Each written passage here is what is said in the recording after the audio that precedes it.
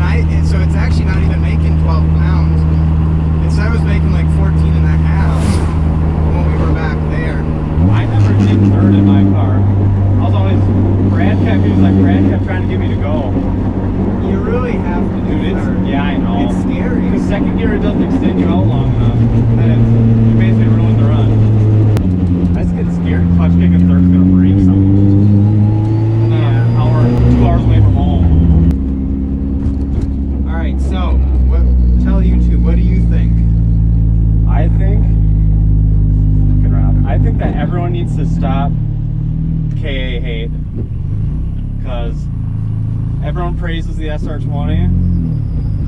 I feel like no one even touches KAs though, because they're just like, you know, SR good. Which I'm not saying they're bad. SR good.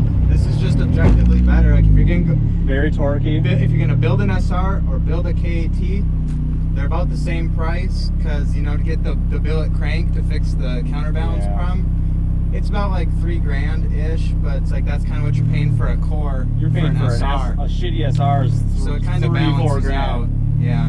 Now it's torquey. Why is it shiny here? This is 3D printed. I was gonna. This so is that's what I was 3D gonna. printed too. So It fits really nice. it does. Shout out G2 Carbon. Honestly, these roads are not good. No, The roads are super lumpy. So I'm gonna have it on low boost first, which is about 400. Then I'll turn it up to like 500. Dude, but it's like it's so